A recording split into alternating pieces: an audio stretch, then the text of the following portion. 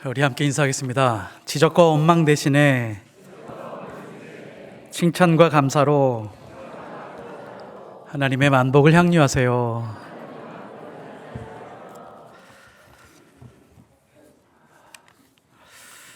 자, 오늘 말씀의 제목은 금요일 9시에는 아무도 없었다라는 제목으로 하나님 말씀 전하겠습니다. 오늘은 예수님이 예루살렘에 입성하신 종려주일입니다. 이때 많은 사람들이 소리를 질렀습니다. 다윗의 자손이여 찬송하리로다. 주의 이름으로 오시는 이여 찬송하리로다. 가장 높은 곳에서 호산나 하더라. 아마 어떤 일부 사람들은 오늘 성가대와 같이 아마 노래하고 찬양하는 그런 사람들도 있었을 것입니다. 예루살렘 성 전체가 소동했습니다. 다윗의 자손이여 라고 말하는 것은 이분을 왕으로 생각하고 있다는 것을 볼 수 있습니다. 누가 봐도 왕이 입성하는 그런 장면을 방불케 할 정도로 아주 멋지고 근사한 입성이었다라고 할 수 있습니다. 그런데 5일이 채 되지도 않아서 예수님을 환영하던 무리들이 예수님을 십자가에 못 박으라고 외치는 무리들로 변해버렸습니다. 어떻게 이렇게 극과 극을 달릴 수 있을까요? 왜 이 사람들은 이렇게 돌변했을까요? 그 이유를 한번 찾아가 보려고 합니다. 성경 오늘 말씀을 잘 살펴보면 성경은 예루살렘에 입성한 그 사람들을 두 그룹으로 구분해 주고 있습니다. 8절 말씀을 보면 많은 사람들은 자기들의 겉옷을 어떤 많은 그룹이 있었는데 그 사람들은 자기 겉옷을 까는 사람들이었습니다. 그리고 성경이 구분하기를 또 다른 이들은 들에서 벤 나뭇가지를 길에 펴며라고 말합니다. 제가 임의로 이렇게 설명드리겠습니다. 하나는 겉옷파고 하나는 가지파입니다. 이게 실제로 그렇게 구분하지는 않지만 그냥 편하게 그렇게 구분을 해보겠습니다. 첫 번째, 겉옷을 깔았던 사람들은 갑자기 등장한 사람들이 아닙니다. 우리는 종려주의를 생각하면 갑자기 사람들이 막 몰려들어서 그렇게 한 것 같지만 성경을 뒤로 잘 추적해 보면 영화에서 필름을 뒤로 돌리듯이 성경을 뒤에서 추적해 가서 보면 이 무리들은 오래전부터 함께 예수님을 따라오던 무리들이었습니다. 예수님은 갈릴리에서 출발을 하셨죠. 성경에 보면 갈릴리가 북쪽에 있고요. 그 다음에 갈릴리에서 쭉 내려오는 게 요단강입니다. 그리고 그 밑에 사해바다가 있죠. 갈릴리에서 예수님이 출발해서 조금 내려오다가 요단강을 따라서 내려오다가 요단강을 건너요. 지중해 쪽으로 건너면 그쪽이 유대 지방이고요. 그 위쪽은 물론 사마리아 지방이겠죠. 그 아래 여리고가 있습니다. 유대 지방에서 여리고를 거쳐서 예루살렘으로 올라가는 장면이 지금 밑에 깔려 있습니다. 이 많은 사람들은 어디서 합류했냐? 유대 지방에서 합류했습니다. 마태복음 19장 1절에 보면 예수께서 갈릴리를 떠나 요단강 건너 유대 지경에 이르니 큰 무리가 따르거늘, 이때부터 큰 무리가 예수님을 따라서 예루살렘 성으로 함께 동행하고 있었습니다. 그 거리가 어느 정도 되냐면 한 40km에서 50km 정도가 되는데 함께 걸어가면서 예수님의 말씀도 듣고 예수님이 행하시는 기적도 보고 예수님과 함께 먹고 마시는 그런 일들이 있었던 것이죠. 예수님이 하시던 그 말씀들 얼마나 꿀송이 같았을까요? 얼마나 놀라운 진리였을까요? 그 말씀들을 들으면서 기적을 행하는 것을 보았는데 많은 무리들이 함께 예루살렘으로 가고 있으니까 예수님이 그 무리들을 살피시다가 병든 사람들이 눈에 보였습니다. 그래서 병든 사람들을 고쳐주셨어요. 이 병든 사람들이 함께 가다가 보면 이 사람들이 정말 크게 탈이 나겠다 싶으셨는지 그 무리들 중에 환자들을 고쳐주셨습니다. 그러니까 이 사람들이 얼마나 놀랐겠어요. 예수님이 환자들, 병자들을 고쳐주셨구나라고 하는 그 놀라운 감격이 있었습니다. 유대 지방에서 조금 내려오면 여리고가 있거든요. 여리고에서 아마 거기서 식사도 하고 좀 휴식을 취하시다가, 여기가 도시니까 그러다가 이제 여리고에서 오래 머물지 않으시고 예루살렘으로 향해 가고 있었습니다. 많은 무리들, 아마 수백 명, 수천 명이 됐을 것 같아요. 쭉 따라가는데 길가에 언제 나타났는지 두 명의 맹인이 등장을 합니다. 아마 예수님이 이동해 오고 있다는 소문을 들었겠죠. 앞이 보이진 않지만 내가 예수님 앞에는 가리라 라고 하면서 2명의 맹인이 쫓아와서 다윗의 자손이여, 다윗의 자손이여 라고 하면서 간절하게 외칩니다. 근데 예수님 주변에 있는 무리들이 너무 시끄럽게 떠들고 있으니까 제재를 합니다. 그리고 꾸짖었다라고 말합니다. 그리고 예수님 가까이 못 오게 만들어 버립니다. 예수님이 그것을 아셨는지 맹인들에게 찾아가셔서 그 맹인들의 눈을 뜨게 만듭니다. 얼마나 놀라운 기적일까요? 지금도 눈이 실명한 사람들을 회복시키는 의학, 의술도 없는데 그때 수많은 사람들이 환호했을 것입니다. 예수님은 정말 선지자 이상의 사람이야. 메시아 같은 분인 것 같아 라고 하면서 군중이 들뜨기 시작을 했을 것입니다. 도대체 이 사람들은 왜 예수님을 줄곧 따라온 것일까요? 단순한 이유는 이거죠. 이제 유월절을 지키기 위해서 이스라엘 동서남북 모든 사람들이 예루살렘으로 오는 여정이 있거든요. 그럴 바에야 예수님과 함께 가자. 예수님도 올라가신다고 하니 같이 합류하자. 그 전에 예수님이 예루살렘으로 올라가실 때는 비공개적으로 올라가셨습니다. 모르게 올라가셨는데 이제는 막 무리들이 지어서 올라가니까 이번에는 무슨 일이 있나 보다. 무언가 이루어질 것 같아 라고 하는 분위기가 있었습니다. 그곳에서 예수님 인근 거리에 눈도장을 찍어야 되기 때문에 개국공신으로서 어떤 뭔가 마음이 있었던 것이죠. 누가복음의 이 모든 분위기를 설명하고 있습니다. 19장 11절에 보면 그들이 이 말씀을 듣고 있을 때에 비유를 더하여 말씀하시니 예수님이 말씀을 전하기 시작했죠. 이는 자기가 예루살렘에 가까이 오셨고 그들은 하나님의 나라가 당장에 나타날 줄로 생각하더라.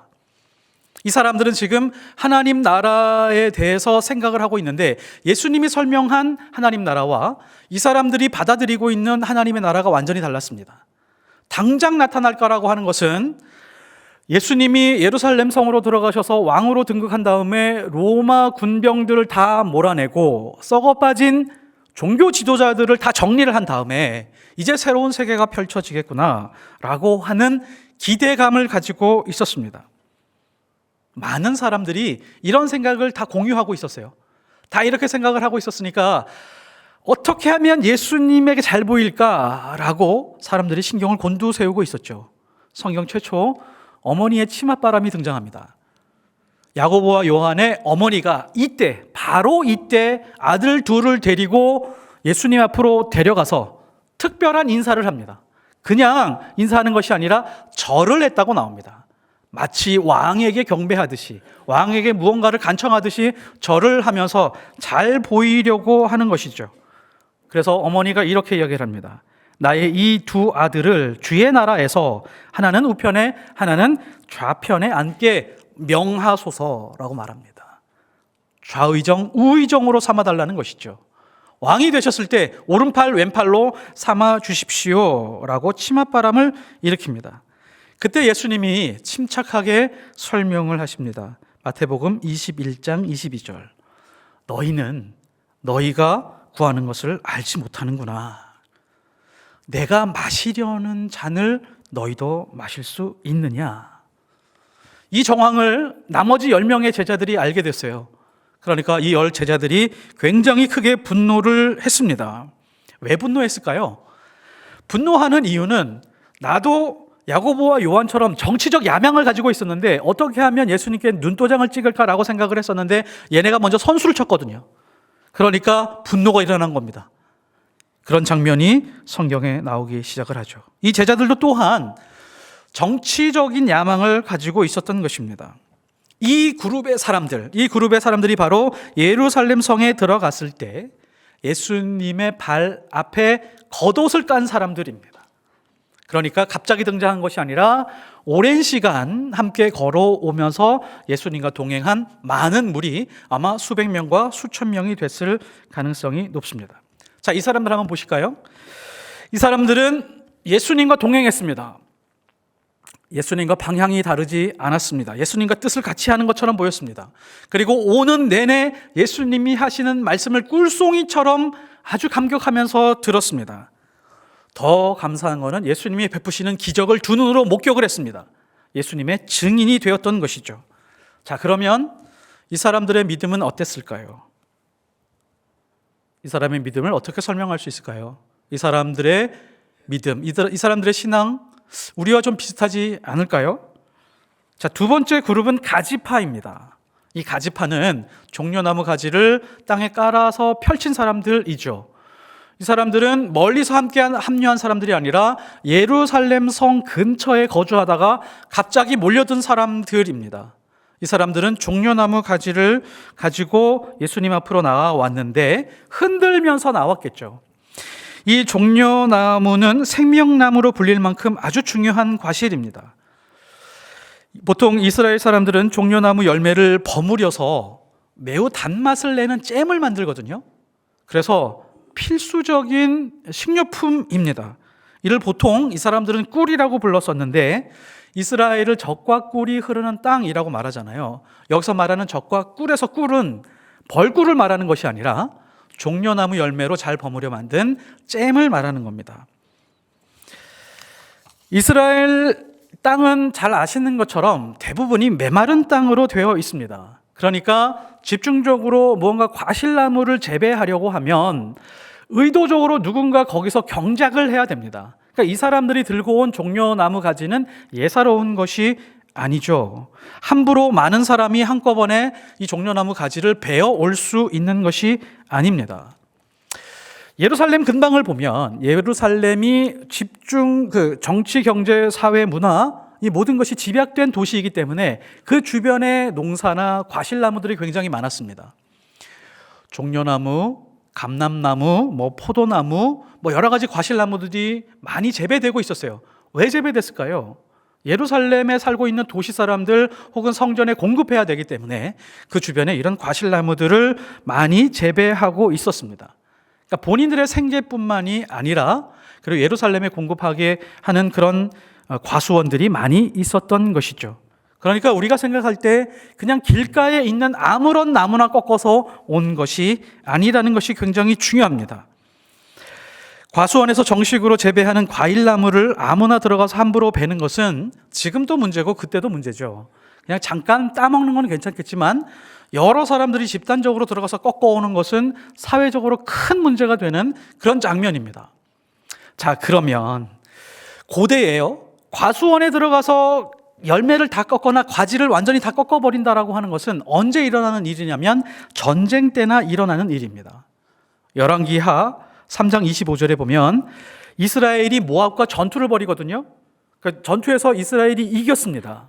그리고 나서 어떻게 하냐면 과수원에다가 돌무더기를 다 쌓고 가지를 다 제거해 버립니다. 전쟁에서 승리했다는 상징 외에는 아무나 함부로 가서 과실나무의 가지들을 꺾을 수가 없었던 것이죠. 그럼 꺾어온 당사자들은 누구냐? 재배하는 농부들이었습니다. 이 농부들이 종려나무 가지를 꺾어서 예루살렘 성으로 우르르 몰려가기 시작을 하죠. 예수님 앞에 가서 발 아래 놓았습니다. 왜 발 아래 펼쳐 두었을까요? 어떤 영광을 찬송하고 예수님을 높이는 그런 행위라고 생각을 하고 있지만 이 사회적 배경을 보면 이유가 분명합니다. 이스라엘 사람들은 이중수탈을 당하고 있었어요. 로마에게 세금을 지불해야 되고 그리고 종교 지도자들에게 성전세를 지불해야 됩니다. 자, 요게 어떤 일이 벌어지냐면 같은 기간 안에 세금을 2번 이중으로 내야 되는데 돈이 부족을 하면 가장 급한 것부터 낼 수밖에 없죠. 그러면 로마에서 폭행을 너무 심하게 하니까 로마에 해당하는 세금을 먼저 내고 성전세가 자꾸 딜레이 되는 겁니다. 그럼 종교 지도자들은 너무 화가 나겠죠. 너무 연기가 되는 그 세금들을 받기 위해서 땅을 아예 몰수시켜버립니다. 땅을 몰수시킨 다음에 돈 많은 지주들에게 팔아가지고 돈 많은 지주들 밑에 소작농으로 전락해버린 사람들이 그 당시 무지하게 많았습니다. 그래서 종려나무 가지를 꺾어서 농부들이 예수님이 오시는 그 자리에 가서 깔았던 이유는 예수님, 지금 저희들이 살아가고 있는 이 삶이 너무 힘듭니다. 세금을 한 번만 내는 것도 너무너무 힘든 일인데 두 번 정도, 세 번 정도 빼앗기려고 하니까 거의 생계를 유지하기가 힘듭니다. 예수님, 저희를 도와주십시오. 마치 이것과 같습니다. 돼지값 파동이 있었던 적이 있죠. 돼지값 파동이 있을 때 많은 사람들이 돼지를 몰고 시청 앞으로 가서 풀어놓은 적이 있습니다. 그거하고 비슷한 장면이라고 볼 수 있습니다. 그래서 예수님, 저희들의 경제적인 문제, 저희들이 지금 살아가고 있는 이 생계의 문제를 해결해 주시옵소서라고 하는 간청이 있었던 것입니다. 하소연이 있었던 것이죠. 이 사람들은 예수님이 오병이어의 기적으로 5,000명을 먹여 살렸다는 것을 다 알고 있는 사람들이었습니다. 그 나라 있는 사람들은 다 소문으로 알고 있었겠죠. 이분은 우리의 경제적인 문제, 먹고 사는 문제, 생존의 문제를 해결해 주실 수 있는 분이구나 라고 하는 믿음과 확신이 있었습니다. 경제적인 억압을 받고 있었던 것이죠.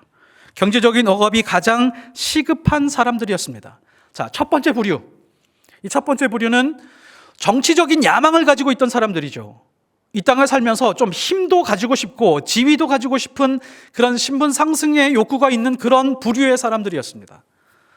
지금 두 번째 부류, 종려나무, 가지파, 이 사람들은 지금 이 땅에 살아가면서 나는 정치 관심 없다. 나는 먹고 사는 문제, 좀 편안하게 자식들 잘 키우면서 살고 싶은 그런 사람들입니다. 경제적으로 좀 필요한 그런 사람들이 예수님 앞에 있는 것이죠. 자, 이 사람들의 믿음은 어땠을까요? 아마 이 사람들의 믿음을 한번 생각해 봤으면 좋겠습니다. 우리도 이런 신앙을 가지고 있지는 않은지 모르겠습니다. 이 두 그룹의 공통점이 하나가 있습니다. 이 두 그룹의 공통점이 딱 하나로 지배하게 되는데, 이 땅에서 예수님만이 소망이구나, 예수님만이 희망이구나 라고 하는 것을 다 알고 있었던 그런 사람들입니다. 로마 정부를 물리치고 로마 군대를 몰아내고 종교 지도자들을 완전히 새롭게 하실 분이 예수 그리스도밖에 없구나. 이 사람들이 어마어마한 기대를 안고 지금 예루살렘 성에 같이 들어가고 있는 것입니다. 자, 이런 기대를 예수님이 충족시켜 주셨을까요? 아니면 꺾으셨을까요? 이런 기대를 충족시켜 주기 시작하신 것 같이 보입니다. 종려 주일이죠. 자, 주일입니다. 하룻밤을 잤습니다. 거대한 희망과 소망을 안고 많은 사람들이 자고, 그 다음날 가니까 예수님이 어디 계신가 찾아보니까 성전에 가 계신 거예요. 성전에 가서 무엇을 하시는가 봤더니 성전이 생긴 이래로 한 번도 일어나지 않은 사건이 벌어지고 있는 겁니다. 돈을 바꾸고 있는 사람들, 환전하고 있는 사람들의 돈을 다 쏟아 엎고 상인들을 쫓아내기 시작을 하시고, 노끈으로 채찍을 만든 다음에 양과 소를 쳐서 다 쫓아내기 시작을 하고요, 테이블과 의자를 다 뒤집어 엎으십니다. 그러면서 선포하시죠. 내 집은 만민이 기도하는 집이다. 군중들이 바라보면서 와, 성전을 장악하고 계시는구나. 거기서 멈추지 않고 예수님은 병자들을 보시고 병자들을 고치셨어요. 그러니까 주변에 어린애에서부터 어른까지 전부 다 또 호산나 외치기 시작을 하는 겁니다. 첫날보다 둘째 날이 더 기대감이 고조되고 있었습니다. 자, 월요일 밤 하룻밤을 잤습니다. 이제 화요일로 넘어갑니다. 예수님이 어디 계신가 봤더니 또 성전에 계신 거예요.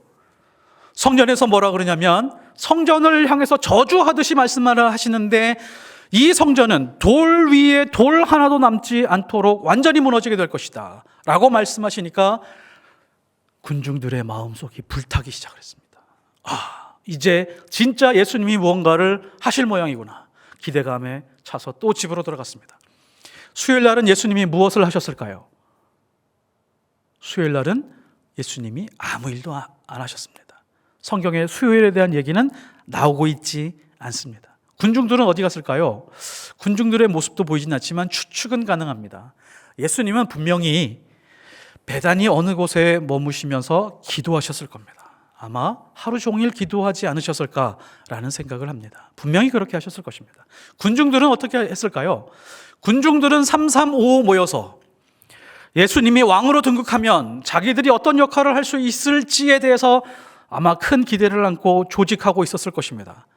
추측컨대, 이거는 성경에 나오고 있지는 않지만 추정을 합니다. 아마 제자들은 이때 칼을 준비하고 있었을 것입니다. 가슴 속에 칼을 품고 있었을 거예요. 예수님을 잡으러 금요일 밤에 제사장의 종이 왔을 때 제자 중에 한 사람이 칼을 뽑아서 귀를 잘라버리죠. 예수님은 제자들에게 단 한 번도 전쟁하라, 싸워라, 전투하라 라고 하는 것을 가르쳐 준 적이 없습니다. 오히려 오른뺨을 맞으면 왼뺨을 들이대라라고 가르쳐 주신 분인데 그 배움과는 정반대로 칼을 품고 있었습니다. 이때 개국공신으로서 무언가 행동대장으로 뭔가를 해야 되겠었기 때문에 제자들도 일부는 아마 칼을 품고 있었을 것이다 라는 추측이 가능합니다. 이제 목요일이 되었습니다. 이제 목요일로 넘어가서 오전에 예수님이 어디 계신가 봤더니 찾을 수가 없습니다. 점심을 먹고 나서도 예수님이 보이지 않습니다. 이제 뉘엿뉘엿 해가 져가고 있는데 예수님이 제자들에게 말씀하십니다. 이제 너희들과 마지막 식사를 해야겠구나 라고 하면서 최후의 만찬을 예수님이 준비를 하십니다. 무언가 예수님이 내일 큰 일을 하시겠지 기대감을 가지고 있었습니다. 저녁 식사가 끝나고 나서 예수님과 제자들은 겟세마네 동산으로 가서 거기서 기도를 합니다. 그것도 1시간씩 3시간을 기도하고 있었습니다. 군중들은 각자 뭔가를 기대하고 있었겠죠. 예수님이 체포되었습니다. 이제 금요일 밤으로 넘어가게 됩니다. 금요일 새벽에 예수님이 힘없이 체포되었다는 소식이 들렸습니다. 공회에 끌려가셨습니다. 그러다가 다시 빌라도에게 넘겨졌습니다. 이 소식을 들은 수많은 무리들이 빌라도의 법정으로 달려갑니다. 이때가 시간이 새벽이었습니다. 잘 시간이죠. 근데 어떻게 이렇게 수많은 사람들이 몰려가 있을 수 있었을까요? 예수님이 과연 무언가를 할 것 같은데 지금 분위기가 좀 이상하니까 가서 두 눈으로 목격하자. 밧줄에 꽁꽁 묶여서 아무 말도 하지 못하는 예수님을 바라보면서 군중들의 생각이 조금씩 바뀌기 시작을 합니다. 그러다가 힘없이 영락없이 십자가형에 처해질 것 같은 저 배신자 같고 사기꾼 같은 예수를 바라보니까 분노에 차오르기 시작을 합니다. 군중들이 갑자기 분노하기 시작을 했는데 마치 휘발유 뚜껑을 열어놓은 것처럼 거기에 성냥불 하나 던지니까 폭발하는 것처럼 십자가에 못 박으라 라는 군중들로 바뀌어버렸습니다. 종료주일에 호산나 외치고 찬송하고 노래하던 그 무리들이 이제 금요일 새벽에 다 모여서 다시 완전히 돌변해서 예수님을 십자가에 못 박으라 라고 외치고 있습니다. 이 무리들이 이런 무리라고 하는 것을 예수님이 알았을까요? 몰랐을까요? 예수님은 아셨습니다. 오시는 중에, 예루살렘 성으로 오시는 중에 예수님이 이런 말씀을 해주셨습니다. 야, 내가 예루살렘에 가면 침뱉음 당하고 채찍질 당하고 죽임 당한 다음에 3일 후에 살아날 거야 라고 하는 진리의 말씀을 들려주셨습니다. 이 진리의 말씀을 들려주셨음에도 불구하고 그 수많은 말씀들 중에 얘는 삭제해버리고 예수님이 나에게 은혜를 부어주셨던 그 말씀만 붙들고 예수님이 한 나라를 만드신데 왕으로 등극하실 것 같아 라고 하는 말씀으로 자기 가슴에 채운 다음에 예수님을 따라가고 있었던 것입니다. 예수님이 하신 진리의 말씀은 귀등으로 듣지 않고 자기가 원하는 말씀만 취해서 그 말씀을 가지고 살아가면 진짜 믿음을 가지고 잘 살아가는 사람인 것처럼 예수님을 따라온 것입니다. 금요일 오전 9시가 되었습니다. 예수님은 못 박히고 칼에 찔리고 창에 찔려서 십자가에 못 박혔는데 그 자리에 있던 군중들 어느 한 사람도 금요일 9시, 오전 9시 골고다 언덕 그 자리에 한 명도 보이지 않았습니다. 이 사람들이 정말 믿음이 없어서였을까요? 이 사람들이 정말 신앙에 열정이 없어서였을까요? 예수님이 베푸신 기적을 못 봤기 때문이었을까요? 예수님의 말씀에 은혜를 못 받았기 때문일까요? 아니요. 그 모든 것을 다 경험했습니다. 그런데 이 사람들은 예수님이 하신 그 진리의 말씀보다는 이 땅에서 무언가 채우고 싶은 그 마음이 훨씬 더 커서 압도했기 때문에 그 진리의 말씀을 압사시켜버렸습니다. 그리고 내 기대에 만족스럽지 못하니까 실망하고 좌절하고 예수님을 헌신짝처럼 버린 다음에 그 십자가 밑으로는 한 명도 가지 않았습니다. 종료주일에 환호하던 무리들이 바로 오늘 우리의 모습입니다. 제가 다시 한번 질문해 드리도록 하겠습니다. 지금 우리는 겉옷파일까요? 가지파일까요? 어느 파에 계십니까? 아마 이렇게 생각하실 수 있을 것 같아요. 나는 겉옷파도 아니고 가지파도 아니야. 나는 이 땅에서 정치적인 야욕이나 어떤 힘과 권력과 권세를 가지고 싶은 마음은 없어. 나는 그냥 믿음으로 성실하게 살아가고 싶을 뿐이야. 어떤 사람은 나는 경제적으로 크게 만족스럽게 채우고 싶은 마음이 없어. 큰 욕심 없어. 먹고 살 만큼 있으면 될 것 같아. 그냥 예수님 믿고 예배 드리고 그냥 믿음의 삶을 살아가고 싶어. 그렇기 때문에 이 두 파에 속하지는 않는 것 같아. 근데 결정적인 걸 한번 말씀드리겠습니다. 자, 우리가 예루살렘 성에 입성할 때 찬송하고 소리 지르며 예수님을 따라갔던 사람의 무리 속에 있다고 생각합시다. 그러면 지금 생각으로 우리도 또한 예수 그리스도가 십자가에 못 박혀서 달려있는 금요일 오전 9시 그 자리에 따라갈 의도를 가지고 계십니까? 따라가고 싶은 마음이 있습니까? 따라가겠습니까? 만일에 그런 용기와 믿음과 자신감이 없으면 우리도 또한 겉옷파이든지 가지파이든지 둘 중에 하나에 속한 사람들입니다. 성경에서 기준, 예수님이 우리에게 제시해 준 절대적인 기준이 하나가 있어요. 너희들이 나를 따라온다라고 할 때 기준이 하나가 있다. 정치적인 욕심, 경제적인 욕심 그런 거 다 필요 없다. 어디에 기준과 초점을 두느냐면 십자가에 기준을 두는 것이다. 누가복음 9장 23절 또 무리에게 이르시되 아무든지 나를 따라오려거든 자기를 부인하고 날마다 제 십자가를 지고 나를 따를 것이다. 우리의 믿음의 기준이 어디 있죠? 내 믿음의 기준을 판단할 때 나는 이 땅에 큰 욕심이 없어. 어떤 욕심과 어떤 그런 기준에, 세상 기준에 두면 모든 사람이 믿음이 좋을 수는 있지만 선명하지 않습니다. 근데 분명한 기준이 하나가 있는데 십자가입니다.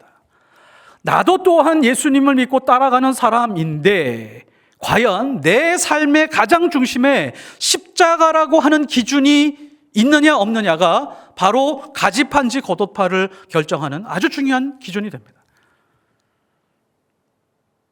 우리는 이 땅을 살아가면서 예수님을 믿는다라고 하면서 부지불식간에 삭제해버리는 것이 바로 십자가입니다. 어느 특정한 시간에만 십자가에 대해서 생각을 하는 것이죠. 그러나 예수님은 우리에게 말씀하실 때 시간을 정해주십니다.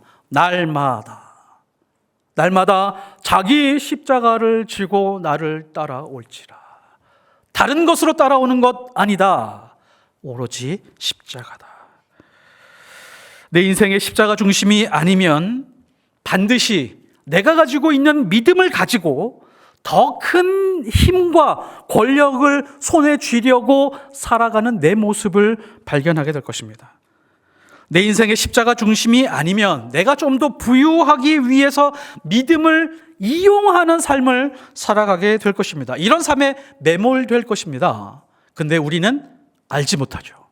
왜냐하면 십자가라고 하는 기준을 가지고 그것을 판단하고 있지 않기 때문입니다.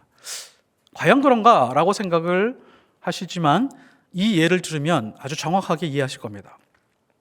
목사가 있습니다. 목사가 십자가의 기준으로 교회를 섬기거나 자기 삶을 유지하려고 애를 쓰지 않으면 대부분의 목사들은 자기가 이 땅에서 조금 더 큰 힘과 권력을 가지기 위해서 그 권력을 추구하면서 살아갑니다. 많이 보셨죠?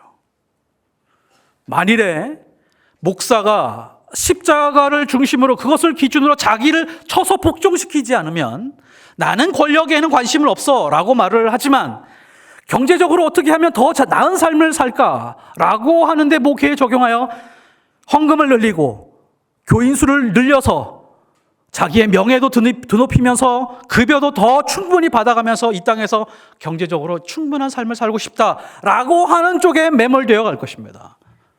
많이 보셨죠? 이 기준이 십자가입니다. 그리스도인들도 마찬가지입니다. 비단 목사뿐만이 아니라 모든 하나님의 사람들, 하나님의 자녀들의 십자가의 기준이 없으면 우리도 또한 종려나무 가지를 흔들고 예수님 앞에 잘 보이는 것 같지만, 예수님을 높이는 것 같지만, 겉옷을 펴서 예수님 저 한번 봐주십시오, 이 겉옷 기억해 주십시오, 이 겉옷을 기억하셔서 나중에 높은 자리에 올릴 때 제 옷을 지목해 주십시오 라고 하는 사람들로 바뀌어 갈 것입니다. 십자가를 외면하면 우리는 예수님을 못 박는 무리 중에 있으면서도 잘 믿고 사는 사람인 양 착각하면서 살아갑니다.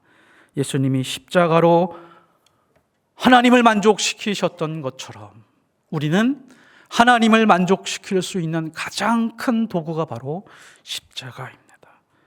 십자가로 하나님을 만족시키고 세상의 한 알의 밀알로 죽어가는 것, 그것이 바로 하나님의 사람들이 살아가야 될 방향이고 또 삶의 모습입니다. 나에게 주어진 십자가를 다시 짊어지고 한 알의 밀알이 되어 생명을 살리는 영광의 삶을 누리시기를 예수 그리스도의 이름으로 축복합니다. 네, 기도하겠습니다. 하나님 아버지, 우리는 우리의 신앙의 모습으로 예수님을 높이고 있다고 생각을 할 때가 많이 있습니다. 겉옷을 벗어서 예수님을 높이고 또 귀한 종려나무 가지를 펼쳐서 예수님을 찬송하는 것처럼 보일 때가 있습니다. 그러나 우리의 안중에는 십자가가 없습니다. 금요일 오전 9시 그 십자가 밑에 아무도 없었습니다. 우리도 또한 그런 모습이 아닐까 두렵습니다.